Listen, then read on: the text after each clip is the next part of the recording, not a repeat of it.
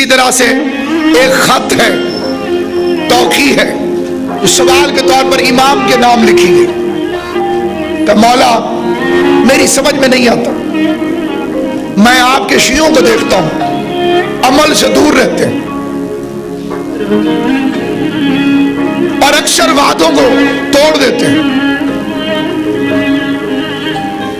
اور گفتار میں صداقت سے کام نہیں لیتے، لیکن میں آپ کے دشمنوں کو دیکھتا ہوں وعدے کے پکے، نماز کے پورے، روزے میں مکمل، حج کثرت کے ساتھ۔ امام زمان نے توقیع لکھی، خط لکھا اور اپنے نائب کو جواب میں بھیجا۔ امام نے جو جواب دیا وہ سنیے۔ فرمایا خدا قیامت کے دن ہمارے دوستوں کے گناہوں کو نیکیوں میں بدل دے گا اور ہمارے دشمنوں کی نیکیوں کو گناہوں میں بدل دے گا۔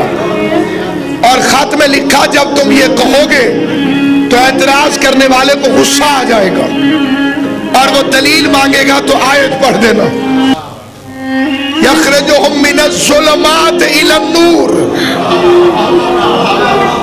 جو اندھیرے ہیں انہیں نور میں بھیج دے گا، نور ظلمات، جو نور ہے اسے ظلمات میں بھیج دے گا۔ آیات الکرسی کا اختتام ہے انہی آیات پر۔ تو اور پھر دوسری مقام پر آیا جس میں خدا نے فرمایا سورہ بقرہ میں کہ قیامت والے دن میں مومن کے سیئات کو حسنات میں بدل دوں گا اور دشمن علی کے حسنات کو سیئات میں بدل دوں گا۔ پانچویں امام سے ایک شخص نے جھگڑا کیا کہ مولا یہ کیا کہہ رہا ہے اللہ، نیکیوں کو گناہ بنا دے گا، گناہوں کو نیکی۔ تو امام نے مثال فرمائی، فرمایا دیکھو اگر برتن نجس ہو تو اس میں پاک چیز بھی ڈال دو تو وہ نجس ہو جائے گی۔ ہمارے دشمنوں کا ظرف نجس ہے۔ لیکن صاحب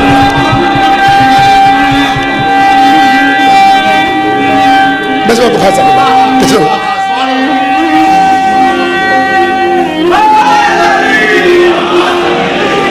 ہمارے دشمنوں کا ظرف نجس ہے، جتنی پاک چیزیں ڈالتے رہو نجس ہوتی جائیں گی۔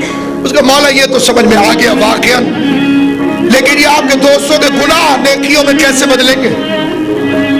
حالانکہ آیت ہے قرآن مجید کی۔ پھر اس نے امام سے پوچھا تو امام نے فرمایا کہ ایک برتن میں شراب ہو، شراب بھی نجس، برتن بھی نجس، پھر اسے آگ پر رکھ لیا جائے، تپش آئے گی، حکم طبعیت سے شراب سرکے میں بدل جائے گی، خود بھی پاک ہو جائے گی، برتن کو بھی پاک کر جائے گی۔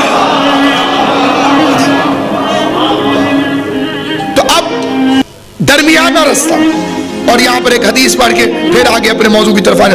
امام سے پوچھا گیا مولا آپ کے شیعہ کی علامت کیا ہے؟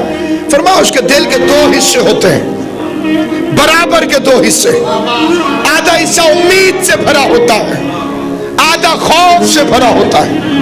امید خوف سے زیادہ نہیں ہوتی، خوف امید سے زیادہ نہیں ہوتا، نہ امید ختم ہوتی ہے۔ اور پھر حدیث سنیے امام ہشتم کی، فرمایا ہمارا شیعہ وہ ہے کہ اگر اس کے سامنے اعلان ہو کہ خدا نے پوری مخلوقات کو بخش دیا ہے، پوری مخلوقات، ایک کے لیے اس نے فیصلہ کیا ہے تو اسے جہنم میں بھیجے گا۔ فرمایا ہمارا شیعہ وہ ہے کہ اس کے دل میں ڈر رہے گا کہ کہیں وہ ایک میں تو نہیں، یہ خوف کی حالت ہے۔ پھر امید کی امام نے بتائی کہ اگر خدا اعلان کرے میں پوری کائنات کو جہنم میں ڈالوں گا، ایک کو جنت میں بھیجوں گا، تو اسے یقین ہوتا ہے وہ ایک جو جنت میں جائے گا وہ میں ہوں، کیونکہ جنت جس کرنسی سے ملتی ہے وہ ہے ولایت علی ابن ابی طالب۔ آپ کے پاس ہے تو آپ امیر ہیں اور نہیں ہے تو غریب ہے۔